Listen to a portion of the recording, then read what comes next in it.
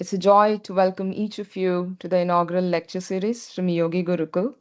Many of you are already familiar with us either through your own involvement or through the participation of your children in our courses. Over time, we have received many requests to expand our programs to benefit adults as well.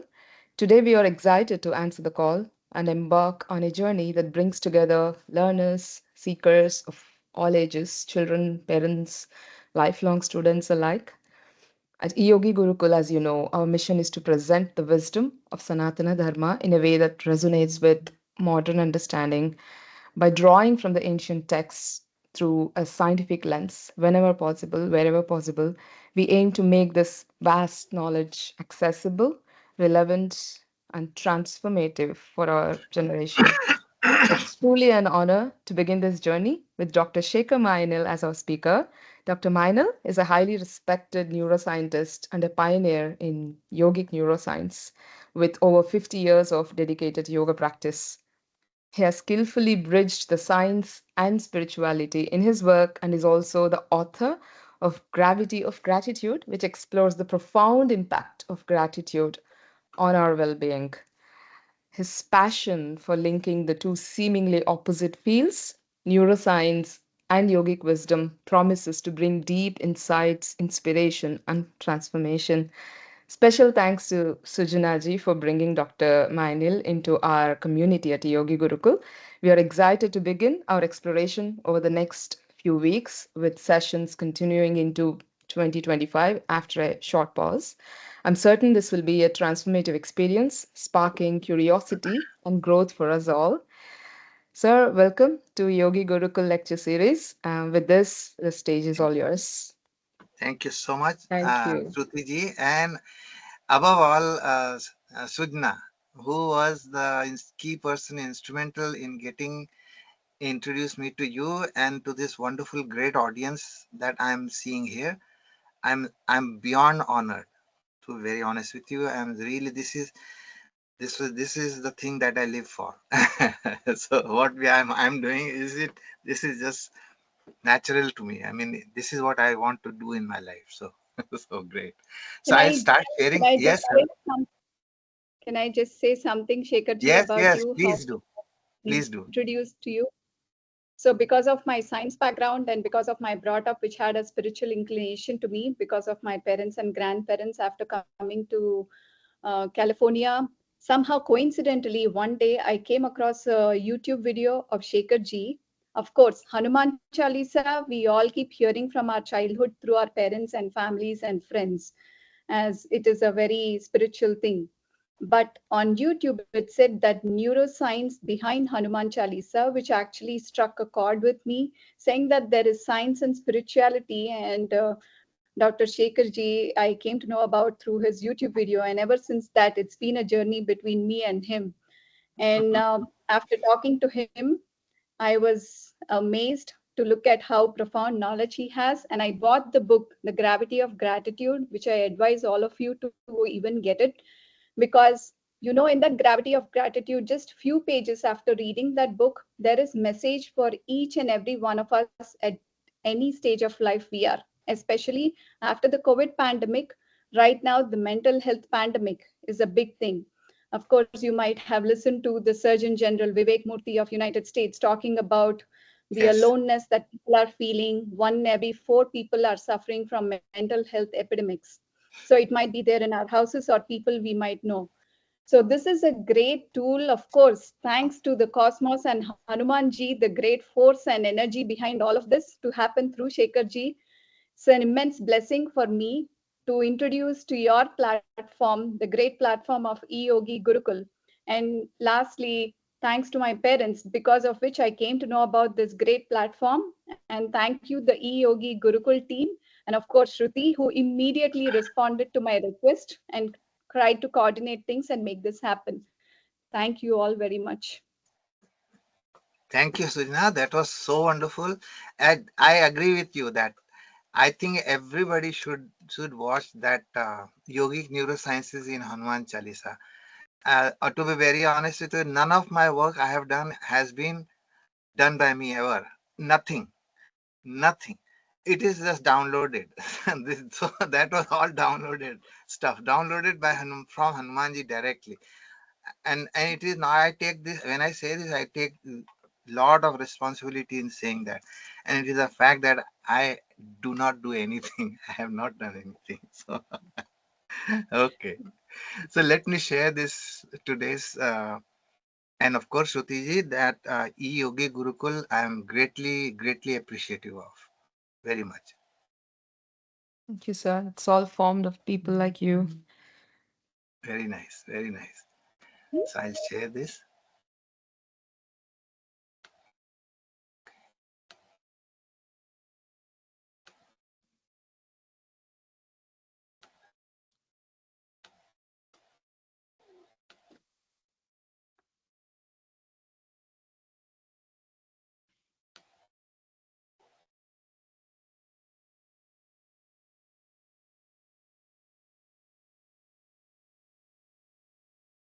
So this is the offering at the feet of my Guru, all my Gurus, including my problems.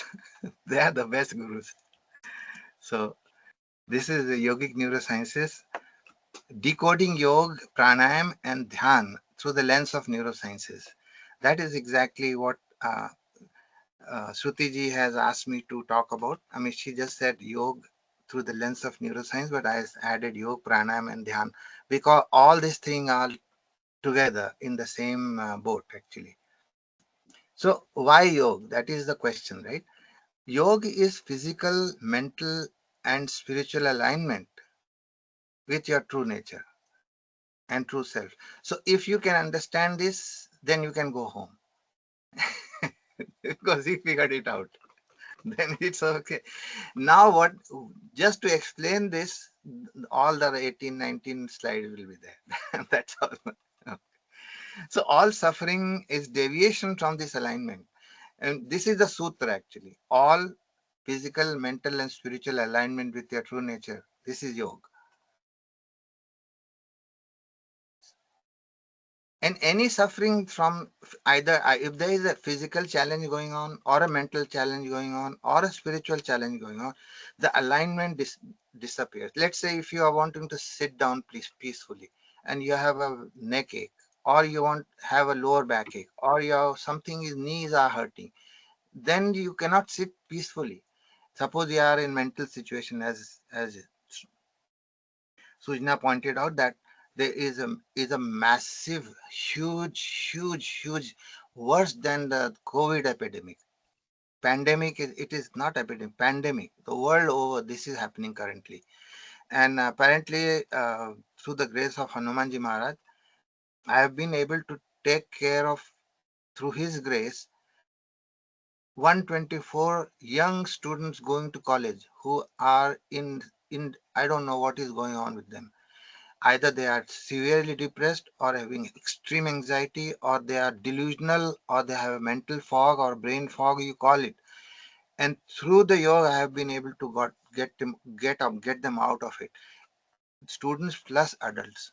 So there is a very serious. So there is a huge amount of benefits that we are going to get through yoga. So I'll just start about what is yoga actually. One thing should be clear, that there is Sorry, nothing. sorry, Yes, Shekharji. We can't yes. see the slides moving forward. Oh, is Maybe, it? yeah, maybe if you can click on the slideshow option in the top Oh, okay. or F5.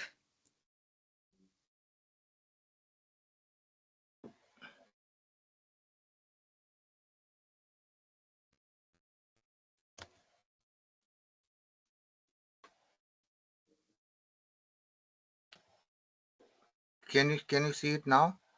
We see offerings at the feet of my gurus. Oh, is that it?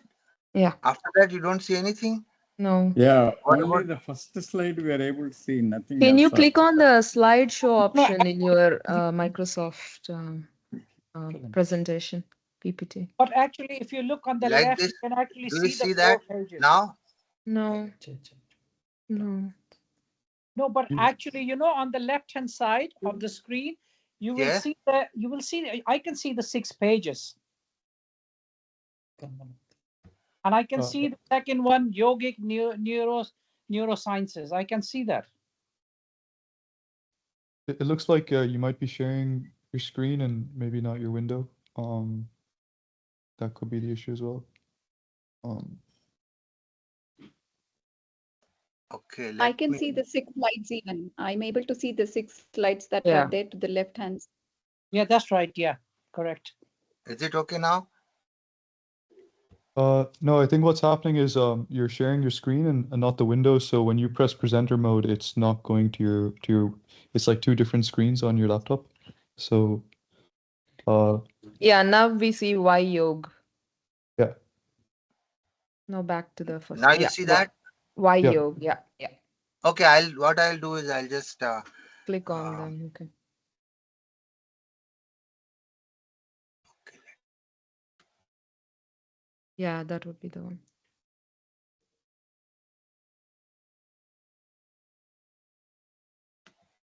can you see the next one? No, we are at why yog. I think it's only showing the Microsoft PowerPoint Yeah, now application. we can see it. Yeah, we see the second slide now. Yogic Okay, I neurosciences. what I'll do is I'll just don't worry about the animation part of it so that I can just talk to you directly. Yeah. Okay. Okay, So that's actually fine. I had some animation. Don't worry about that animation anymore. So that's good. So why yoga is that you can see this one? Yes. Yeah, we can. Okay. Why yoga? Because yoga is physical, mental, and spiritual alignment with your true nature or true self, right? So that is basically yoga. If there is any disalignment, either you have a physical challenge going on, or you have a mental situation going on, or a spiritual situation going on, there is misalignment and you cannot be in yoga. That's the reason why you have these yogasanas going on, because everybody is at the physical level only, right? So everybody has a challenge going on. So if you see a baby, that baby is actually in yoga, because he is once he is fed and he is clean, perfectly baby, nice healthy baby, looking and playing around everywhere. That person is in yoga, because he has no physical.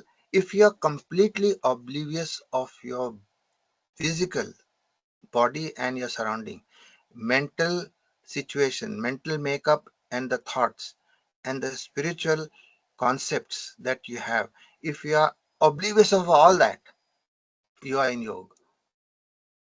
So this is the, so whenever you are in with yourself, you have nothing to worry about. That is yoga. So any suffering from this is from this disalignment is suffering is nothing but deviation from this. So that's all.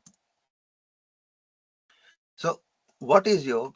One thing one should be clear is that yoga is there is nothing like yoga. So most of us have this problem of this saying yoga. Yoga, there is no such thing as yoga, but only yoga. Okay. So what is yoga is union, right? Union of what? Union of body, mind, and intellect, and that which abides in the true nature. So these things together abide in the true nature. Not that body is somewhere else, mind is somewhere else, intellect is somewhere else. All three together abiding in the true nature of the self. That is called yoga. Yoga is actually alignment, right? Alignment of what?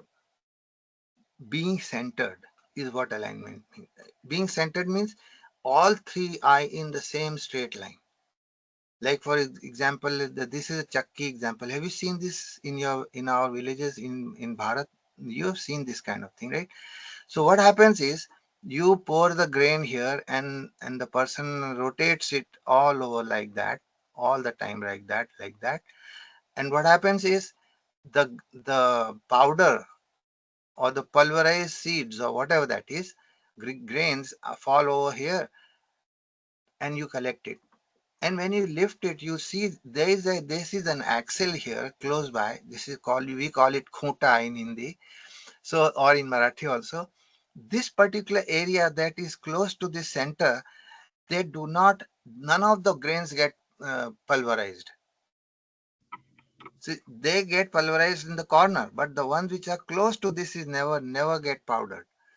So this is the example my mother used to give. I said, be centered, be centered. Keep getting yourself in centering.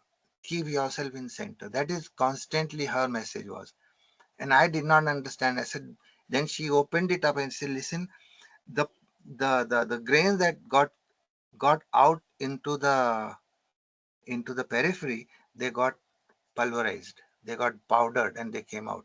So this particular thing is called centering. How do you center it? Then I asked my mom. He said, yoga is one of the ways to center. And how does yoga? How can you establish yourself in yoga? It is through yogasanas, dhyan, and nam jap. And nam jap or mantra jap, whichever work you can say. Another one is mantra jap. That is also I'll talk about later on sometime. How mantra jap, mantra, tantra, and yantra are also involved in establishing oneself in the yoga. So let's start with yoga at the yogasan level.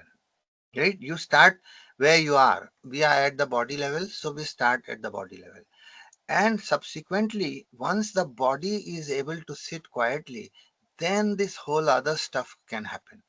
So there is dhyan. In dhyan, what you do, you take the mind and intellect both together and still it down. And in nam jap, it is the body and the mind that you can still. So overall, you have all these things going on. So how does mantra jap, mantra and nam jap? Nam is simple. Ram or Krishna or Om Namah Shivaya, those are simple ones. But if you want to do the complicated mantras, which are like Upanishadic mantras or Ved mantra, all those things, right? Yajurved mantra and all that, those are different. Those are for brain wiring processes. How does brain restructure itself in order to understand the import of these scriptures? That is meant for the mantra aspect. I will talk about that later in a lot of detail. So I'll just give you one snippet only here, and that's about it. So yoga can be established by nam jap, yoga asanas, and dhyan, which essentially tames the body through yogasan, tames the mind and intellect through dhyan, and nam jap, you tame the body and the mind. So let's sit quietly for a few minutes. And it is totally impossible. It is next to impossible to sit quietly. Why? Because the mind is so turbulent, and because the mind is turbulent, the body has to get up. You cannot sit down for so my Gurudev, my Guruji, once he said, he was sitting together and he said, Shekhar, you should know Bhagavad Gita. And I said, yes, I am reading Swami Chinmayananji's Bhagavad Gita English commentary. And he said, yeah, that's very good. And he said, you know what? I think Shekhar, you should know Bhagavad Gita. I said, I just told you that I'm reading. I said, no, I'm not saying that you should read that or not to read that. That's not the point. Then what is the point? He said, I want you to know Bhagavad Gita. I said, well, how is that possible? He said, Krishnaji was told the entire Bhagavad Gita in his silence. It was revealed to him. Bhagavad Gita, the essence of Upanishads, was revealed to Sri Krishna in his deepmost silence. No matter, and then he put uh, a spoon in the glass, right, which was half filled with water. And he said, what do you see here? I said, I see a distorted spoon. He said, yeah, that's exactly what I'm saying. Is what whenever anything goes from the there is a air and water interface, everything is distorted there, right? Similarly, whatever you hear when somebody is speaking, 50% of the message gets directly diluted right there or distorted. No matter how much Krishnaji wanted Arjun to know the truth of what he experienced, he could only give out 50%. Can you believe that? I say, I don't believe that. I say, that's what it is. That's what it is. It has not got in 50% of essence. But beautiful thing is, you can also access the same silence as Sri Krishna had. You can have 100%. Why you want to be satisfied with 50%? Or even the dilution of the dilution of the dilution of the dilution. Finally, it come to you, and you don't know, and you have a million questions. So I say, how do you do that? I say, you sit down. You just sit down for 4 hours in 21 days in a row. And anytime any mess up happens, that day is zero again. So start over. So it took a long time for me to standardize that. 4 hours at a stretch, 21 days in a row. That was the challenge. I say, yeah, I can do it, no big deal. Or 4 hours, 21 days, no big deal. I can do it. I am big time. I am such a arrogant fellow. I can do it. Okay, good, do it. And he smiled. I said, and one next day, I just sat there 2 minutes. It was, oh, no. That is that you cannot count it. 2 minutes I got up. No, you have to have coffee. Oh, no, I should have a shower first. If I got up in the morning, it's not. Shower is necessary, not okay, good. Then I said there, I said, no, I don't think this counts. Let's start with shower and coffee is necessary. Both have to happen. Then I sat there. 10 minutes later, I got up, frustrated and angry. So, so then yoga is stilling the changing states of mind. This is the yoga nivritti, chitta vritti nirodha. Stilling the changing states of mind. Stilling, completely still. So that was not happening. It took me 9 years, and after that, it did not happen. So I called him up. I said, I am not able to do it. He said, who is not going to do able to do it? I said, I am not able to. I said, did not hear that. Please say, repeat. What did you say? I am not able to do it. You said, yes, I am not able to. That is the problem. This I has to go. That is the reason you are not able to do it. I is the problem. And of course, that's a different matter altogether, but that's how my journey started off. When this is accomplished, the seer abides in its own true nature. When you can sit quietly, if you can still quietly, can you be quiet? So if that is not happening, nothing else is happening. Yoga is not even funny. It doesn't work. So then I said, how do you go about doing it? He said, listen, you have to practice yogasanas also. Some specific yogasanas, he told me. He said, you have been doing yogasanas and all that stuff. That's fine. But you have not. For the best part of it was my Gurudev was neurologist himself at All Indian Institute of Medical Sciences. So he was a very, very knowledgeable man. And he told me all the good stuff. And all that is I am sharing with you, it is his stuff only, and nothing is mine, right? So he said that you have to maintain somehow bending. So he's, of course, my father taught me Surya Namaskar, and then he taught me other stuff also in addition to that. He said there are specific yogasanas for activating specific regions in your body, which then activates your brain. So he taught me all that. So it was a backward bending position like this one or this one. Ustrasana is one other one. Anjaneyasana in Hanumanasana is like this. Adhomukh Svanasana, where you push yourself down below really strong. The entire spine gets straightened up. Over here, Marjaryasana. It is all spine and abdomen region activation here. All these things are backward bending yogasana. Practice them first. And then he said, then you practice the spinal twists. So either you go left or right, or twist them around like this Ardha Matsyendrasana or Trikonasana. These are the things that you must do. Now, only then you will sit. Once you do this for at least half an hour to 1 hour, then you go about you sit down.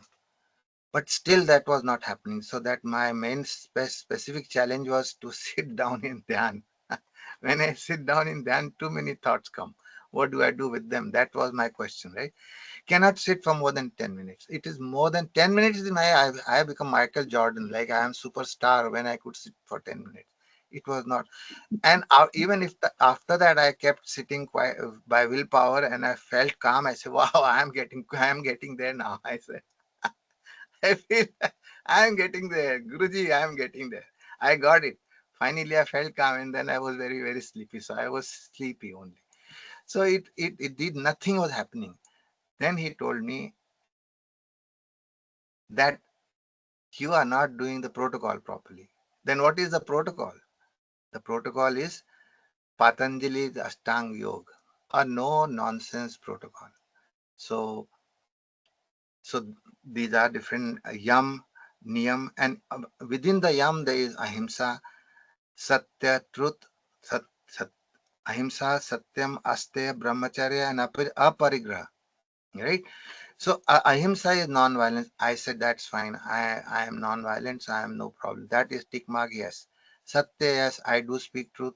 Sometimes at the expense of my being uh, too open to the world.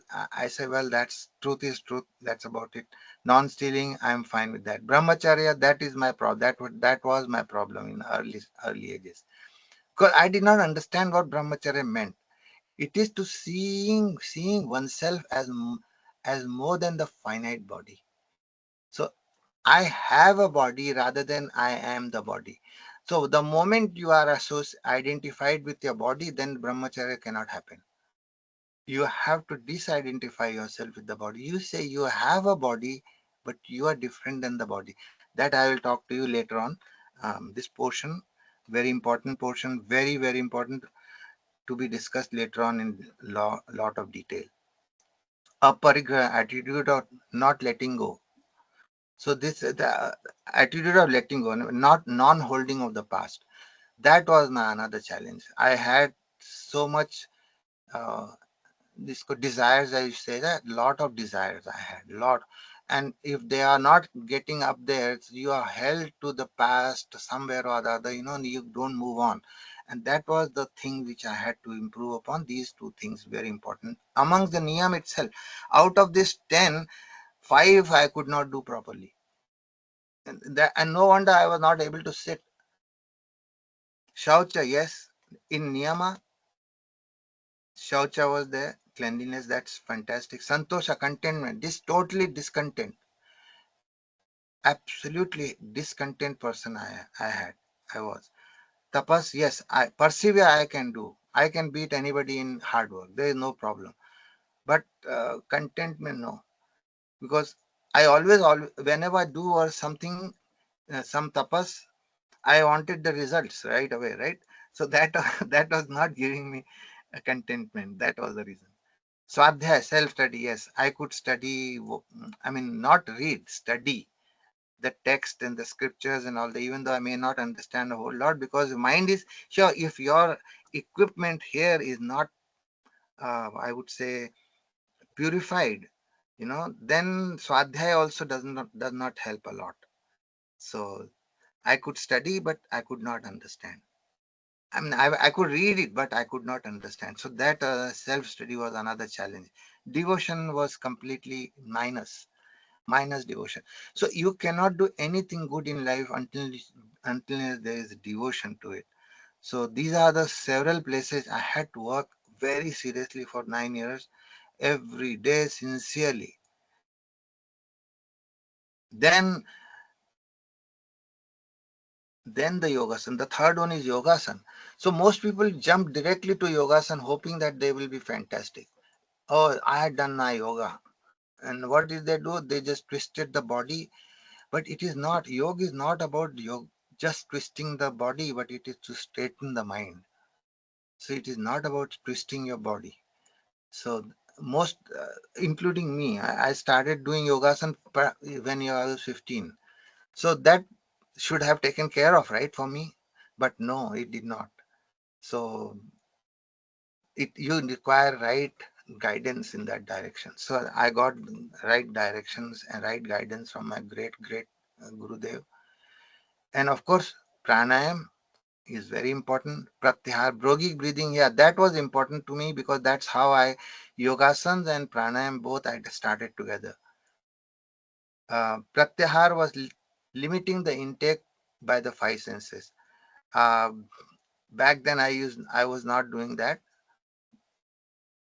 Pratyahar was not too, it was there, but not too much. Dharana, dharana is creating the inner perceptual awareness. So this is what you do in order to create that perceptual awareness. It's not that you there is a discipline that you have to follow.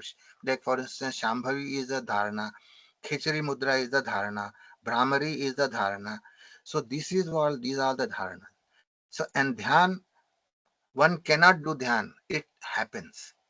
So if you want to sit down, that's why my Gurudev never told me, okay, you do dhyan or do meditation. He hated that word meditation itself. He never liked that.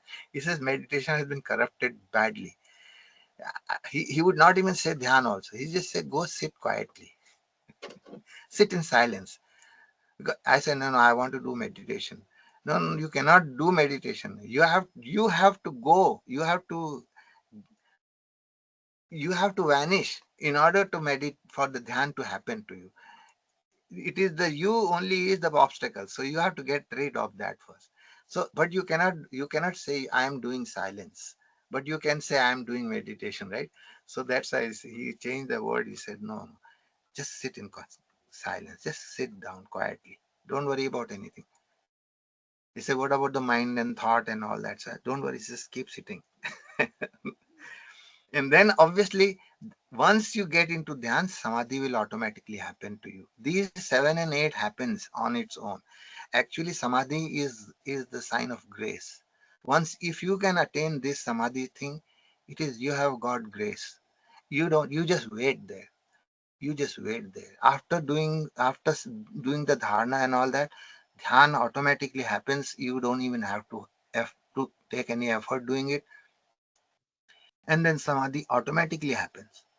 So dhyan and samadhi is basically grace, the sign of grace. And then what is happening? A deep conscious, which is nothing but deep. This particular samadhi is once you are established in that is called established in yoga. It is a conscious deep sleep state. It's almost like a drop falling in the ocean without any noise. It doesn't matter. The drop has become the ocean now, where the ins minus melts 100%. And this is called yogic realization. The realization of yoga in deep most silence and in a deep sleep state. So that's what has happened. In Shambhavi Mudra, as I told you earlier, that it is a dharana. What happens is when you do Shambhavi, you close your eyes, but you twist your eyeball to the point very gently, not just the awareness between your eyebrows, just the awareness between your eyebrows. This allows for thoughts resting. It helps the arrest or slow down of the thoughts. And the eyes are in deep sleep state. The way the eyes are, the eyeballs are as if it is in deep sleep. Okay, so that is called Shambhavi.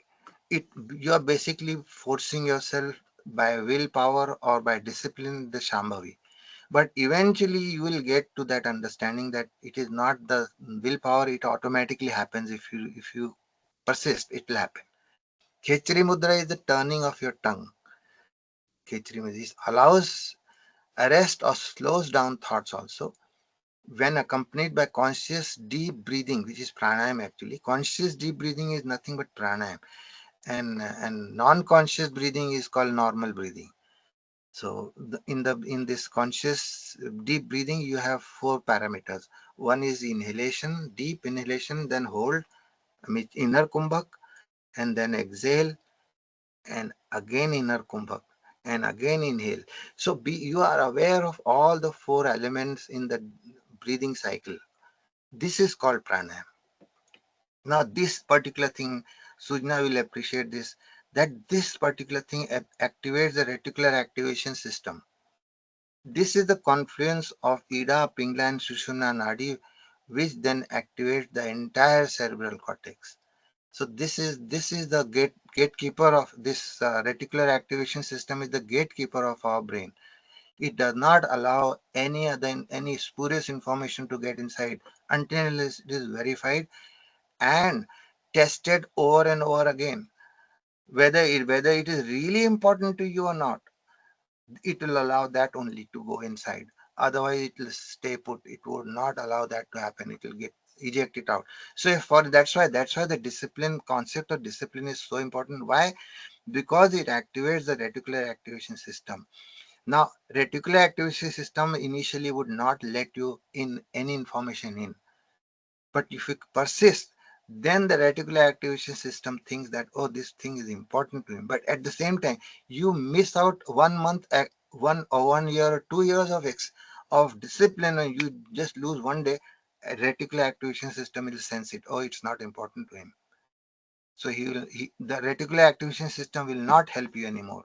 That is the reason why persistence in the sadhana is so critical and important. You have to keep making effort every day, no matter how superstar you are. You might have attained samadhi. It just does not matter. You lose one day and it's all gone, wiped off. Because reticular activation system does not want the brain to be fried for no reason. The brain to be activated, overall activation and getting you into deep sleep state, and no, reticular activation system takes care of you very, it's the most beautiful thing and the most helpful thing in the planet.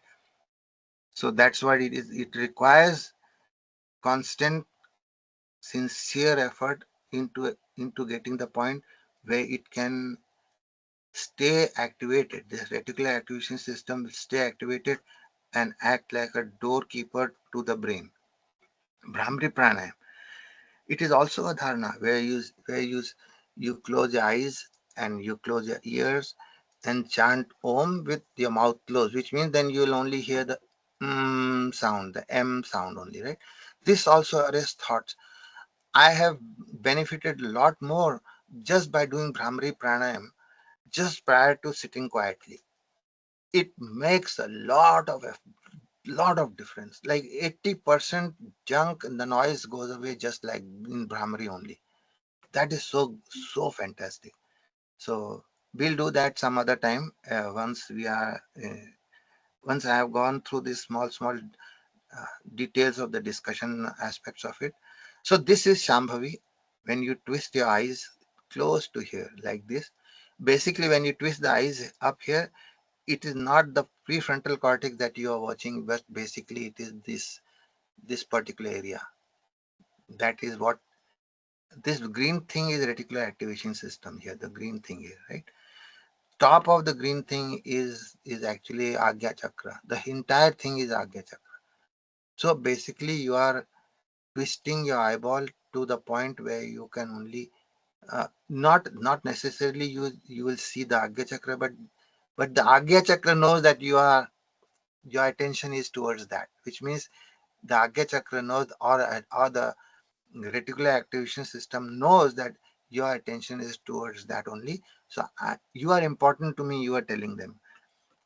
When you do Shambhavi, you are basically telling your reticular activation system that you are very important to me for my own sadhana.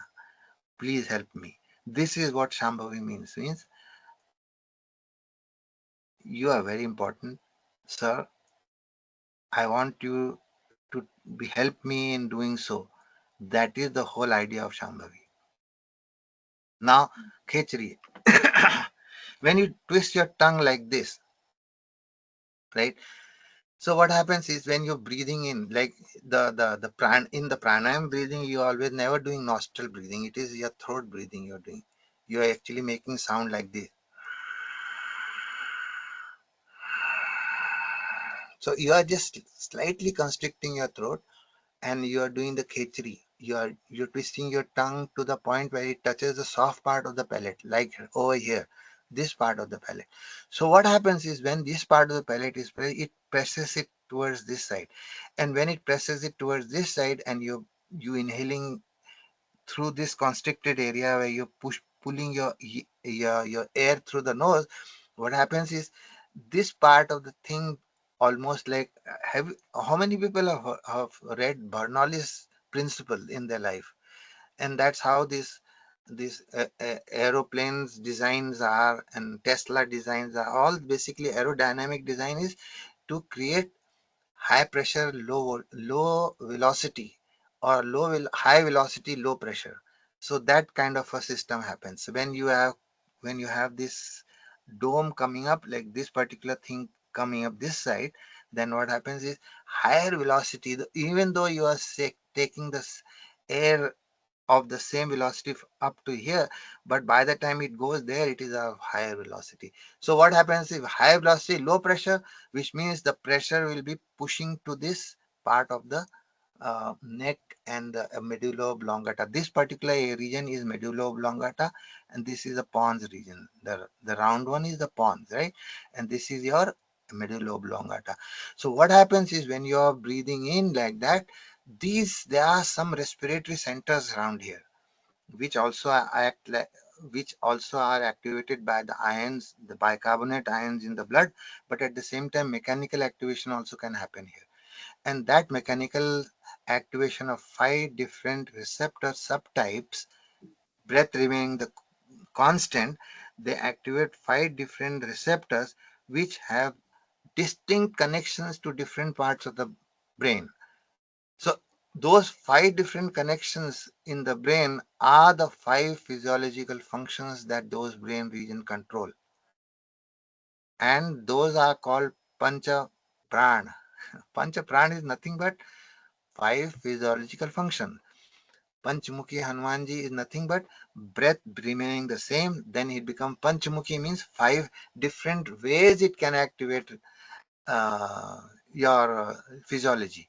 This is what it is all about. So the person who is a master of pranayam is a master of his own 5 physiological functions, including hunger. He can stop not eating and still be healthy. He can stop not breathing and still be okay. I mean, that type of a level of a yogic science has been developed in Bharat. It's unbelievable, unbelievable. But we are not going to get to that point. Will take care of our body properly and go beyond body, which means become completely oblivious of our body. So once we are oblivious of our body, we can focus on other things. Once the body is taken care of, body is nothing but mind only. Essentially, it's just the mind only. So once you are taking care of one thing, everything, mind, body, intellect, everything is taken care of. So that's the reason when you do yogasanas, after all the niyam and all those things, right? We remember that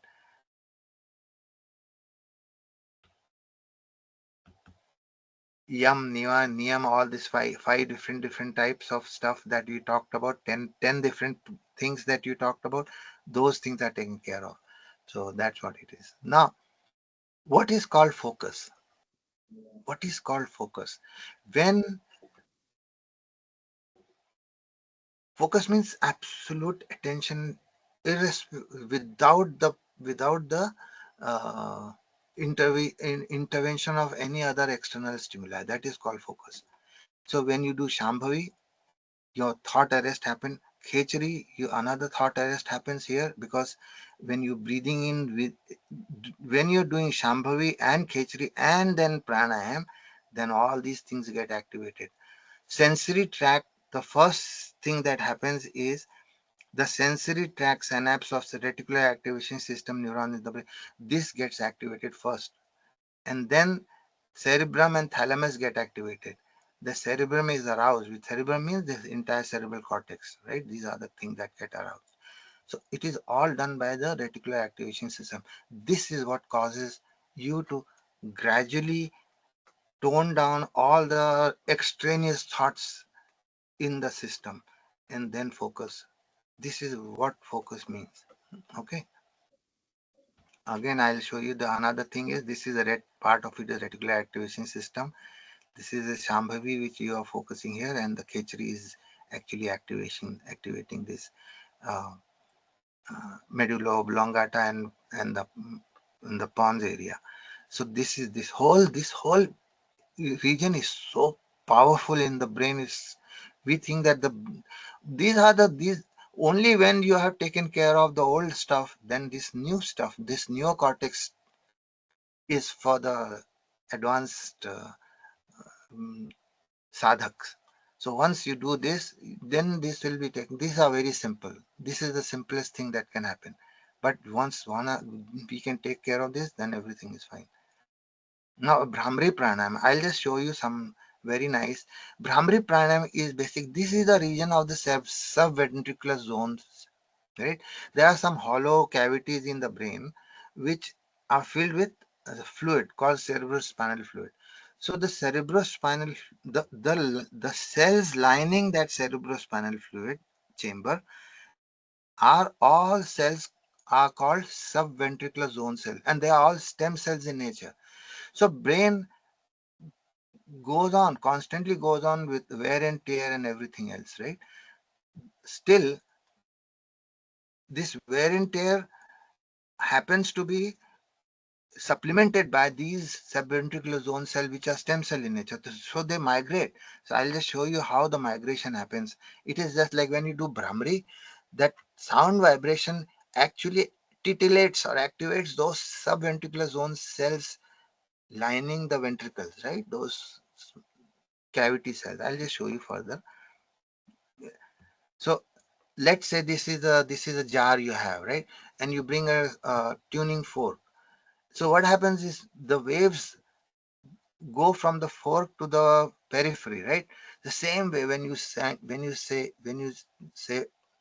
om with your mouth closed and your tongue twisted up to the thing, that whole just beyond, just above the soft part of the palate is your pituitary and all those glands sitting there, right? So those are the ones which get activated, and these, let's say, these are the subventricular zone cells. This vibration will make these cells move out from there into as neuroblasts, which means baby neurons, right? And they go into various regions of the brain. So Brahmari is definitely not only what Brahmari does. I'll talk to you later on. It produces nitric oxide in the brain. It in the endothelial cells, in the blood vessels all over the body, and in mast cells.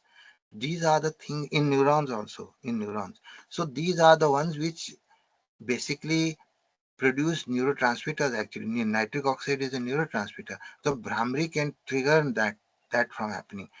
And once the neuroblast cells are going away to replenish the dead cells, you will not have neurodegenerative disorders, because if you can do Brahmari every day, 5 times, 7 times a day, not more than that, you will not get neurodegenerative disorders, because the cells from here, quiescent cells sitting here doing nothing, once they get activated by Brahmari, they can move and replenish the dead neurons or dead centers in the brain. Like this particular thing is there, and this particular thing is the lateral ventricles, they call it. This is the third ventricle. These are first, second, third, and fourth ventricle. This is what it is. So the cells lining this blue and the pink one, the junction here, those are the stem cells. Okay. So I'll just show you something which is very interesting to. I'll stop sharing. I'll share with you another video on. Uh, Wait a minute. I'll share with you a video from.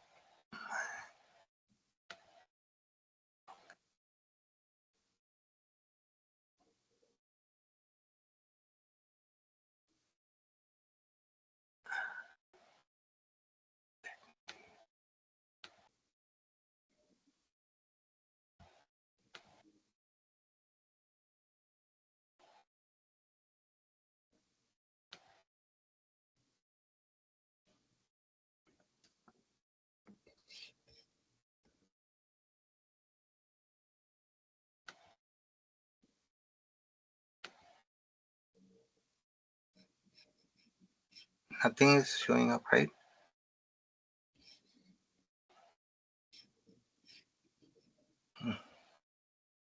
We see your browser, I think. No, this is the one I wanted to show. Can you see this? No, Now we don't see anything. we don't see anything. The sharing stopped, I think.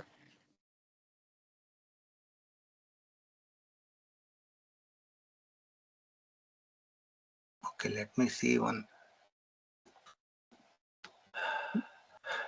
You can maybe share your desktop, I think, Shekharji.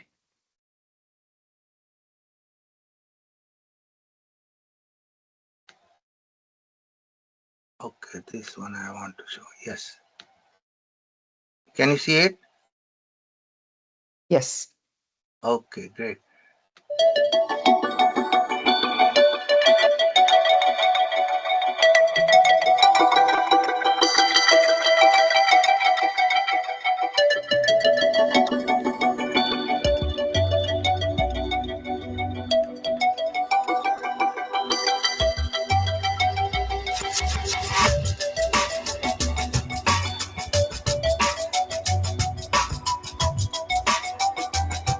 So these are the small, small things, cells that are moving from here.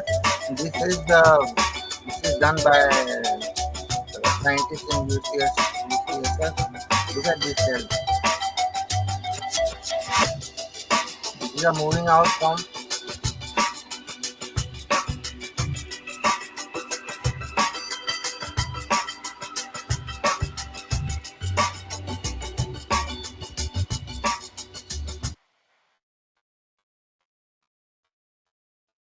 So you got it now, how that works. So these are the. So if those are the cells which are normally going. So but if you and in human beings, what happens is if you do something like Brahmari is one of the greatest ever invention in the history of mankind that you can do by but just by creating sound vibration of the the M, you can create those cells new. I have seen people having memory losses and stuff, and they started doing Brahmari and they got the thing back again. So that's something which is amazing. So I'll just start again like this. Okay. Now I am just giving you teaser here so that we can talk about that later on next time. Muladhara Chakra, Swadhisthana Chakra, Manipura Chakra, Anahat Chakra, Vishuddha Chakra. What are these chakras all about anyway, right? This is the topic of next discussion next Sunday. What are these chakras anyway? Are there something like round stuff or whatever that is? I don't know. Are there some Sudarshan chakra sitting there? Like no. Are there some petals? No. There are actual neurons consolidated centers. So if you have lots of neuron bunched clubbed together, they will form ganglions. And if lots of ganglion clubbed together, and they will form plexus. That plexus is what is called chakra. Okay. So whenever you're doing yogasanas, how are these chakras activated? And then that activation will cause further activation of the brain. And let's say, for instance, this Swadhisthana and Manipura chakra, they are controlling the vagus nerve network on in our abdomen and our large intestine, which means colon, gut, I would say. The gut and the intestine, this Manipura chakra and Swadhisthana chakra control. So once these chakras get activated by you doing the right yogasanas, then what happens? There is a whole lot of brain activation can go on. I will share with you those fantastic studies next time. And of course, Shambhavi, Khechari, Brahmari, and Pranayam directly activate this part of the brain. So we have not been able to use our brain to the fullest capacity as yet. So even though we might think that we are big time scientists and all that, we are nobody compared to what these rishis and all those were. They're just unbelievable people. What all things they could do is phenomenal. And we have not been able to tap even 5% of the brain's capacity yet. We are trying to develop and see our literature, the old literature, to find out what these people knew. All neuroscience is doing is only validating what they have done. They are not doing anything new. The present day neuroscience is not doing anything new. They are already discovering what is already there. So thank you very much, and in immense gratitude. And let us continue for another 2 Sundays on decoding yoga through neurosciences. Next time I will be talking more about what all yogasans help in getting which chakra activated and which part of the brain get fired up and all that stuff. Okay, so that's what we will do next time. Thank you, Shekharji. Thank you very much. That was very informative. Whenever you talk about frontal lobe, occipital lobe, I will be like, okay, I've studied this somewhere. But Somewhere, right? it's all amazing to hear the Yes, connection between yoga concepts, Patanjali Sutras, and then how yes, you link to the brain and these all this terminology. yes, It's yes. amazing to know. And I am sure you have just touched the surface. I'm I'll just sure touch the we'll be surface just to covering. tease you so that you can get excited more Yeah. and more. And Yeah. as and when I will gradually move on with that, and you can ask me any question you feel like right now. If somebody has questions, I will be very happy to answer them. And if they don't have question, you can write it down and give it to you, to Shruti ji, and they can uh, and then she can give it to me in writing and text me or whatever that is, and I can first thing in the next series will be to answer their questions. And then if any of those questions have answer in the presentation itself, that will be also done. Very good. Thank you. Just first question from me, if that's okay, Yes, absolutely because it's okay. been eating. Um, you've mentioned that you can only do 5 to 7 Brahmaris a day. Yes, That's initially for the whole because what day. happens is it causes explosion of tremendous amount of nitric oxide release in the brain. So I don't want to be flooding the brain with one particular type of neurotransmitters. No, that's why. Why is that bad, sir? Anything good is bad in excess. Say dopamine. Oh my goodness, dopamine is so good. Dopamine is so good. You put dopamine, excess dopamine, you will find schizophrenia then. And do you recommend it in particular time of the day or after or before some other sequence? I would do morning Brahmari. Brahmari morning is good because then the entire day a little bit of nitric oxide is still there in the system. Okay, thank you. That give the nice happy feeling all the time, all day long. Basically on its own in during dhyan also it gets released. But then if you can pump it up with Brahmari and then you sit down quietly. After Brahmari, don't move. Just sit quietly, and you will have higher output in dhyan because your thoughts will be like completely cut off. And anything to do at night before sleep that you recommend? I would do if if you do anulom vilom alternate nostril breathing and Brahmari and sit down, just sit down quietly, you will feel very good. So you can do day and morning and just before sleep also. Altogether You'll up to have 7. very good sleep also. Yes. Okay, thank you, sir. Anything Any else? other questions, audience? Please feel free to ask. Sorry, I have a can I question. ask? Oh, Yes, yes. sorry. Okay, my Vijayaji, question is my question is, what is the bottom line of all this? What do we achieve after doing all this, please? that is what you have been trying to know, find out. Are you not wanting to find out? Whatever you are doing, why are you doing? I ask you. Forget about this. Your job, or your home, or your whatever. Why are you doing this?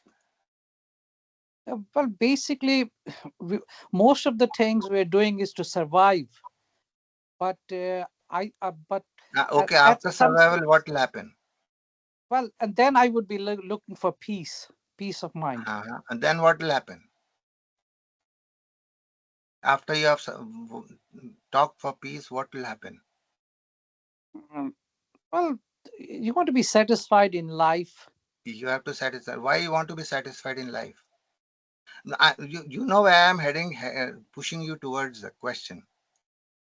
No, I I You think are once. trying to do just get that only. So after all, if I keep pushing you to the level of, then you will say I like to be happy, right? Eventually you will say that, right? Am I right? Yeah, peace and happy. Yeah, Peace and happiness, right? yeah. If I ask you why you want peace and happiness, you will not be able to answer that. You will say, well, because I want to have peace and happiness. Let's derive it. Let's derive your peace and happiness. This is exactly what I asked my dad long. If you read the book, the Gravity of Gratitude, you will know in some of the pages it's written there. And I asked Dad, what is the use of uh, this whole thing process of doing all that yoga and dhyan and all that? He said, you have been wanting that you wanting infinite happiness, but you are only satisfied with one unit of it. You want infinite, you want one unit, and then another unit, next day another unit, next day another unit. I'm telling you is to you are the source of happiness. Not that you want to seek happiness, you are the very source of that happiness. He said, how do you that? He said, okay, have you seen a river? I say, yes, I have seen the river. Where does it go? It goes to the ocean, right? Yes.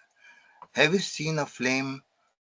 Where does it flame rise? Is it twist the candle whichever way you want, but the flame always goes up, right? I say, yes. Why is it going up? Because it is seeking the sun. That's the source it came from. The rivers go to the ocean because that's the source they came from. All rivers. The source is the river, is the ocean. Then, if you take a handful of soil and drop it, where does it go? It goes back to the earth, right? So if these things, there is one common denominator in all the three things. Things gravitate towards the very source they came from. In the same way, you are gravitating towards happiness. No matter what you're doing in life, the final answer is that of happiness alone. I want happiness. Period.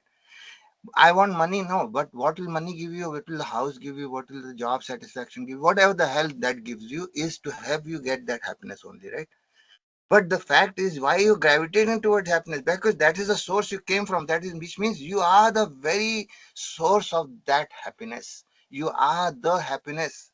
You are the Niagara Falls of happiness. You are that. But So you are looking can we sorry, excuse me, can we achieve that happiness while we are married, while we have children? absolutely. Your nature is that. What has marriage to do with it? What has job to do with it? Too many You go responsibilities. out there. You go out there being happy. There was a king who had a very nice, very brilliant singer in his court, and he said, "I'm going to give you um, the best singer prize tomorrow morning." He said, "Don't do that. My guru is still alive, and he is fantastic singer. How is it that we don't have not heard him?" So he said, "Well, he doesn't come to the court to sing and all. In palaces, he doesn't sing. He lives in some kind of village somewhere in nice hut, and he sings there. Whenever singing happens, he sings."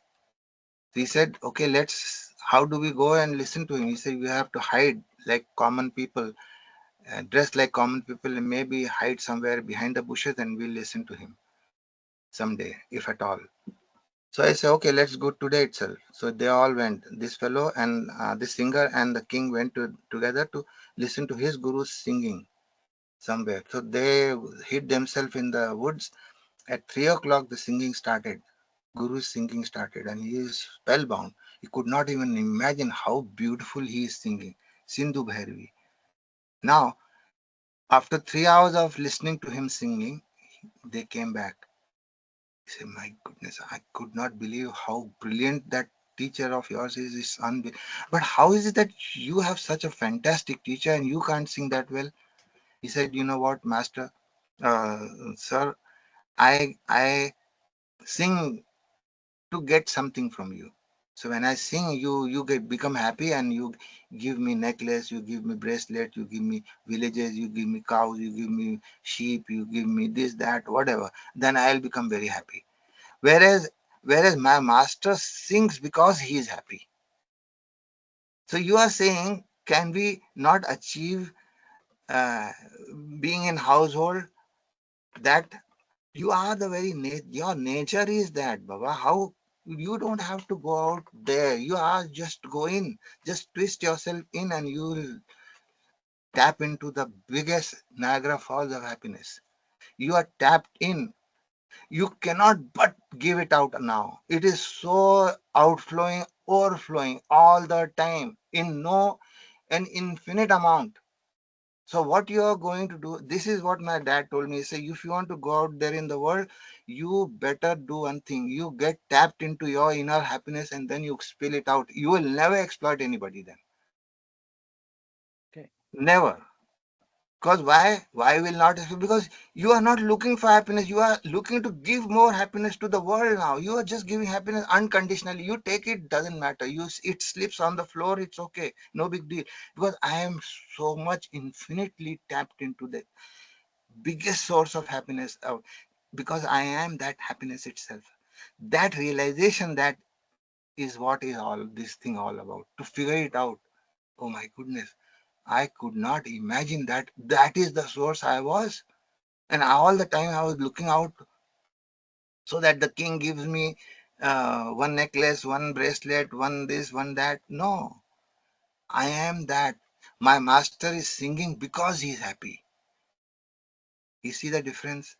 Quality difference in the kind of singing the master is doing, and this singer is doing in the king's court. It is infinitely different. So your family life, everything will be super fantastic, just because you are tapped into your own happiness. You are giving it out to the people. They will think, my goodness, Vijay, what's happening with you, man?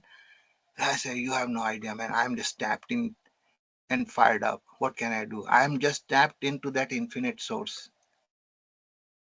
Can you show me that also? He said, why don't you come to the next seminar? Very true. So the happiness is within you and you have to find it. Yes. All you have to do is just twist. You don't even have to find it. It is your default state.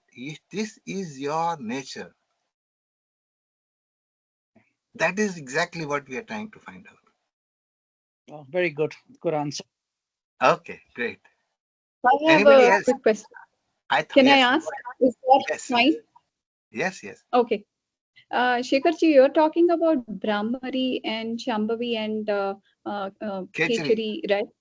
Yeah. So is there like in the Guru Sishya Parampara, do we have to be initiated by someone to do a Brahmari, or can we do it on our own? This is your biggest guru up here, right here. Hmm. Hanumanji is your best guru. Can you live without breath 1 minute? Why don't you No. think that is your guru? Take Okay. take initiation from your breath. Okay. Okay. Because the reason occurs whether we are doing it right or wrong You are when doing we it right. actually do it. You will know yourself. Oh, You will know okay. yourself. If you're tuned in, tapped in and tuned in to your Guruji, Hanumanji is your guru, ultimate guru. He will tell you, be sincere about it. That is the first thing. Since be sincere, and Guru will help. This is exactly what my guru told me too. I said, Guruji, I just met you 2-3 times maximum when you come to this country and when you go back to Raurkela, back into the in Odisha. He said, who said I'm your guru? I'm just a preceptor. I'm just a guide. Guru is here inside you. You go and tap into that guru. And he said, who is the guru? You see, you watch that first video of this, of yogic neurosciences in Hanuman Chalisa. First video. Very first video, this has been told about it. He says, this is your guru is there. This is your guru. The breath is your guru. Can you live without one? Just if you inhale and exhale and don't inhale after that, it's over. Life is finished. So Yes. take help from your guru and do the right things. Automatically you will know. You try permutation, this that few times, this that sincerely, and everything will work out fine. Thank you. I give hope, lot of hope. Yes, yes. Because you are in This that says if experience this of, fellow can do it, then I can do better. If this rascal thank can you. do it, I can do better. That much. I can give hope. That much I can tell you. I give a lot of hope to everybody. Okay, good. Namaste, Shekhar ji. Namaste, namaste, This namaste. is Anu. Yeah, actually, regarding that Brahmari only, the one, it's regarding a pranayama. You gave that 8 steps in the Ashtanga Yoga. To Yes. reach the ultimate that is the needed. That's okay. But who are in the practice, they can do. But for example, they never did in their life yoga. And for example, they are in old age, and can we start them with a just warm up and pranayama will help them? Or Yes, yes, absolutely, absolutely, absolutely. okay. Yeah. See, So the thing is, yam and niyam, most of the time, because of the old age, it is already taken care of. okay, Most of okay. them are by default into yam and niyam only. Let Oh, little bit of exercises, twisting exercise. I would recommend some spine twisting exercise. Like take a 5 pound dumbbell and move like that. Move like do like this, so that the twisting can happen. You do this, you do this, you do this. Some of the things. That's it. Few things like okay. that. 10 minutes, and then you do the you make them sit. Do all the yogasan that I have mentioned. Very simple one. I have shown the most simple one, not the complicated ones here. So Yeah, just for the let them age do. of Yeah. yeah, for the age So of about 70 years. nahi, nahi, 80, 90 years also can do it. They have not done anything and still they can do it. It is simple, very simple. The only thing is spine bending either forward, backward, sideways, or twisting. If you can Oh, do these little bit, very little bit, it will help you make the action potential on your nerves travel good. That's all. There will okay. not be a blockage in the nerve signaling, nerve Oh. transmission. Once that happens, you will find very helpful, very helpful. So for them is a process like a warming up little bit, the Just twist little bit warming and up. doing the It always pranayamas helps. Always help. helps. I have seen you little exercise, Brahmari, and sit down. It helps a lot. Helps a whole lot. Even if it is 10 minutes, just simple 10 minutes. It's wonderful. You will feel good because then you will not, you can sit still, not like flop like that and fall down like Yes, I yes. have seen people fall down because they feel so quiet and have the body's uh, muscle tone need to be taken care of, because if you want to sit for longer period like 3 4 hours, you have to have straight spine, and the muscles will be holding the spine nicely, otherwise you will fall down like that. No, the Just the people last, sleep. yeah. That regarding that on the last one, I won't take you much time. You are saying the meditation that gives the brain power and these ones. There's two questions included in that. As you said, after 3 months, the brain waves will increase. I mean, the power increases as they start interacting. When the people in the old age, their memories is getting lost. Yes, if we try to help them to achieve their potential, they can't go up to the children age. They can only get up to a little bit only. It's not like the power, if they practice for few years, it won't be equal to the younger students. Yes, or Yes, yes, how it works. Okay. absolutely right. You cannot go back to younger state. I mean, younger don't have the brain developed yet, and we have the brain developed, but it has not been used yet. It is as good as younger only. So Oh, our goal is to make the brain already there to get used.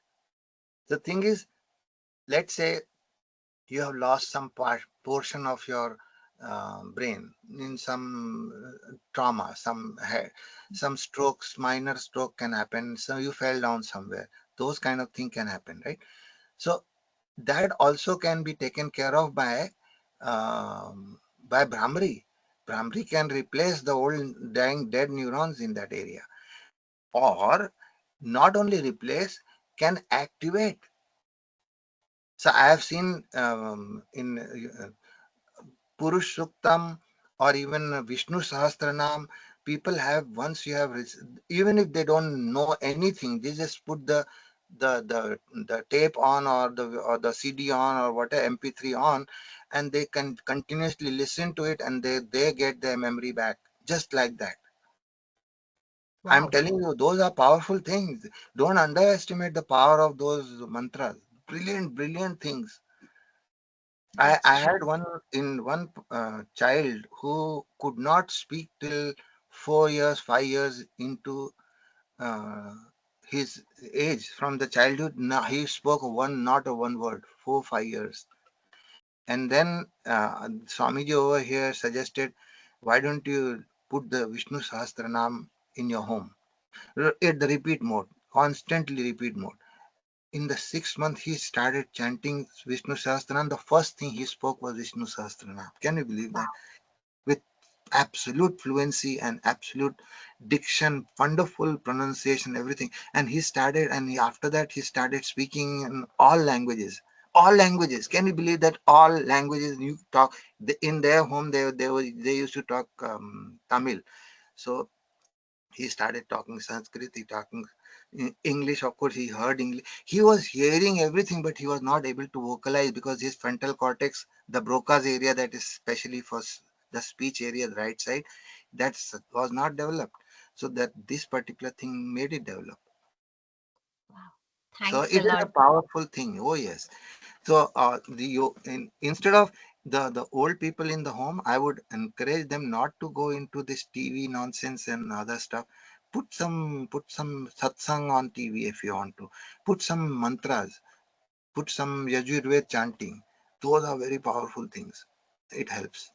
It helps. Oh, I'll a show lot. I'll show you the latest data on for functional MRI on Yajurved chanting also down the road. Wow. I'll show you. Yeah, the I don't talk without data. This is how I was brought up in science. You cannot speak one word without reference. You have to have reference. If you cannot say reference, don't speak it. That is how I was brought up in. So whatever I showed you, there is a reference to it, and I'll talk about that reference. That is the thing. Is the real thing. So I'm showing you that this is what it is and all that. thanks a lot. Thank you very much, sir. Very well. Namaste. Thank you. Thank you very much, sir. Just on this, when you explained about listening to the mantras for a longer time helps the speech part of the brain, does it also Mhm. help other parts or is it only for Yes, yes, speech other parts problems? also. What happens is, briefly, I'll tell you, the frontal cortex, the higher intelligence, the decision making, the metacognitive intelligence area, the Vivek Buddhi or Dharma Buddhi, you call it, that area becomes thicker. Thicker means, when they say thicker, which means there are the more cells in there, the dark matter. There's white matter and dark matter. Mm. Two matters are there in the brain, right? When you say dark matter, which means the cells, nuclei, which normally looks like dark when you cut a section, and the white matter is the axons of the neurons, right? Those are big neuron, big axons. So the cell body, which is the dark part, become thicker, which means more neurons are there now. No neuronal bodies are there, and of the prefront of the cortical region. But at the same time, there is a decrease in the thickness of those limbic system areas. Limbic system is that which creates fear, that which creates anxiety, that which creates panic, that which creates stress. All these area get decreased in size, whereas The The sympathetic. metacognitive areas become, so you become fearless, number one, and you are much more brilliant, intelligent. This portion, only this portion, I would say. Of course, this portion also helps. This portion will be the only thing in the evolutionary process in human beings. Prefrontal cortex, where metacognitive intelligence, Vivek Buddhi means discerning faculty of intellect, not just that understanding, discerning what is right and what is wrong. Now, I'll also mention about the you call it um, you get sucked into that particular narrative, some XYZ narrative. You know that echo chamber. Have you heard of that word ever? Echo chamber means you are only listening to your kind of thinking all the time. Your kind of input. These days, algorithms in YouTube, Google, or wherever you work on, whatever you want in your life, whatever. Let's say I am interested in classical music. All my YouTube videos will be flooded with only classical. Why? Because they want to make you want to echo chamber me. They want to just circle me around that particular thing and nothing else. So if you see my YouTube video, you will have a totally different page, front page, home page, than my son's page and my wife's page, and because everybody's stuff is interesting, right? They have a totally different interest into that. So there will be. So this is echo chambers. How does that work in taking care of this? So that will not help you develop the prefrontal cortex enough. If there is only one type of inputs going in your brain, then it will not develop this. In Sanskrit chanting, there is so many variations in the intonations. So there is not one single method, one single tone that goes into the brain. That's the power of Sanskrit chanting. Sanskrit chanting has a lot of different intonations. Yeah. So Yajurved has different intonation, the Samved has different intonations, and then Vishnu Sahasranam has different intonation, Lalita Sahasranam has different so they have almost varied, so it activates different parts of the brain all the time, and that's why the overall general intelligence increases in you. That's what it is. Not intellect, intelligence. There is a difference between intellect and intelligence. Okay, Thank you very much, sir. I think we are 30 minutes past 9. I think so. Um, yeah, if anybody has more questions, please forward into the group or to me or Hanmantrao ji or Kaushik, anybody. We will forward to Yes, Dr. yes. Kulkar Please do. ji. I can do another just question answer session itself if that's what it takes. After a couple of sessions, we'll do that. Thank you Okay. very much. Thank you, everybody, for joining. Yeah. Until Yes. now, sir, we were like Sunday, 8 o'clock. No, no, I don't want to face Monday, but from now on, we'll be waiting for 8 p.m. Sunday. Yes. Yes. All Thank you. thanks to you. Thank you, Anuji, and Thank thank you. you, Sujnaji. Thank you so much. I appreciate it. And who else was there? I think there was one. Shailajaji, namaste. Same. Thank you very And much. Hanumantayaji, thank you. Hanumantarajji, thank you so much. And Kaushikji, thank Namaste you. ji. Thank you. Thank you. Thank you very much, Thank you. sir. Thank Thank you you. a lot. Thank you. Thank you very Sure. much. It was Yeah. wonderful. You can Thank Thank ask you you. me a very lot of much. questions. If I do not, the best thing about question answer session is if I don't know, I can always say I don't know. I think with the questions is igniting the neurons now. I think so. That's great. Very Thank you. nice, sir. Have a Thank lovely you. day. Thank you. Thank Sure. Namaste. you. See you next week. Thank you. Thank you, next Chetarji. Thank you.